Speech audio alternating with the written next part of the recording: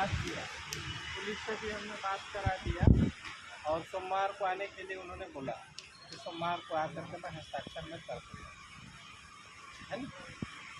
इसलिए जी, बात हमको ये समझ में नहीं आ रहा है कि जो रिपोर्ट आपने बनाया है वो व्यक्ति जो सचिव है वो सोमवार को दस्तखत कर दूंगा बोल रहा है, लेकिन आज आके वो दस्तखत करने के लिए तैयार नहीं है। 2 दिन में क्या परिवर्तन हो जाएगा समझ में ही नहीं आ रहा है। हम लोग 2 दिन यहाँ से बैठे हुए हैं, हम भी तो आफत झेल रहे हैं। कल वो बोल के गया था कि आज मैं रिपोर्ट बना के दे दूंगा, दस्तखत कर दूंगा, और आज ऐसा क्या तूफान आ गया कि यहाँ पर आने के लिए तैयार नहीं हो रहा है। ऐसा लग रहा है हमें अडानी और अंबानी उसको घेर के रखे हैं, इसलिए वो यहाँ तक नहीं आ रहा है। उसको आके दस्तखत करना चाहिए या यहाँ की पार्टी जाके दस्तखत करा के ला के हमको आदेश की कापी देना चाहिए।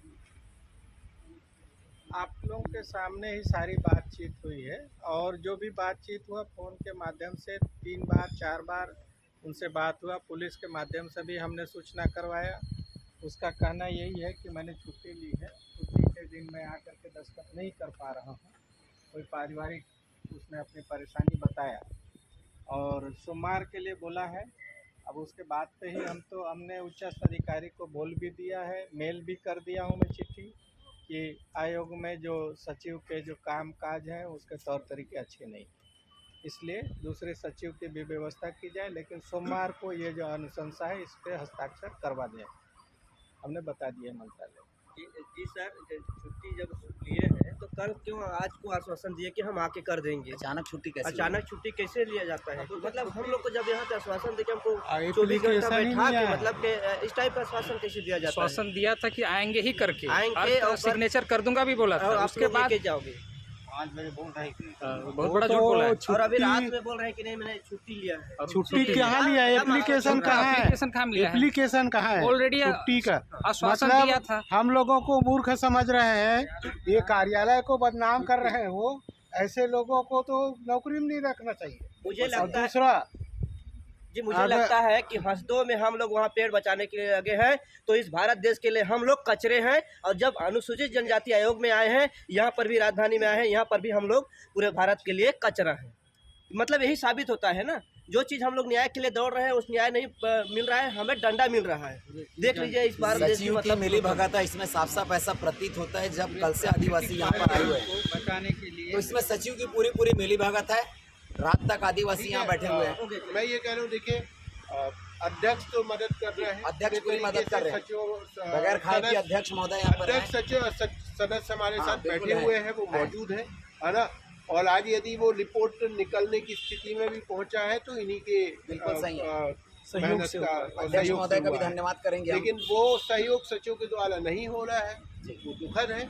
तो अब ठीक है, हम सोमवार तक और इंतजार करेंगे, यही हम सोमवार को चलाएंगे। हम चाहते हैं प्रशासन जांच करे क्यों नहीं आए। हम चाहते हैं, हम तो विश्वास ही नहीं करते हैं वो सचिव के ऊपर, है ना। और हो सकता है हमारा भी दिमाग चेंज हो तो उसको घुसने भी नहीं देंगे सोमवार को।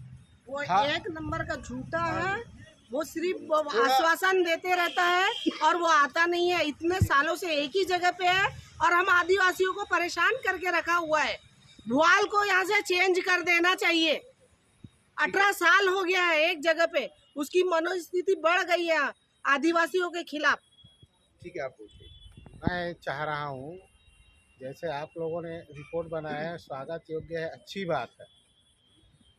अगर आप 3 मेंबर हैं अध्यक्ष सहित मिला के, तो दस्तखत करके हमको दे दीजिए, हम उसको यूज नहीं करेंगे। आपका सचिव दस्तखत करेगा तो हम मूल प्रति आपको वापस कर देंगे। क्यों भाई? ठीक है। महेंद्र भुआल आदिवासी नहीं है, इसीलिए वो आदिवासियों की पीड़ा को नहीं समझ रहा है। हमको परेशान करके रखा सारे आदिवासियों को। यहाँ आयोग क्यों आए हम लोग? ये हमारे लिए बना हुआ आयोग है। ठीक है। और भुआल आदिवासी नहीं है, उसको तत्काल यहाँ से हटाया जाए, ये हम सब की इच्छा है। क्यों भाइयों? सही बात है। ठीक है ना। तो ठीक है, हम लोग अब सोमवार को फिर आते हैं, सोमवार को फिर यही धरना करेंगे।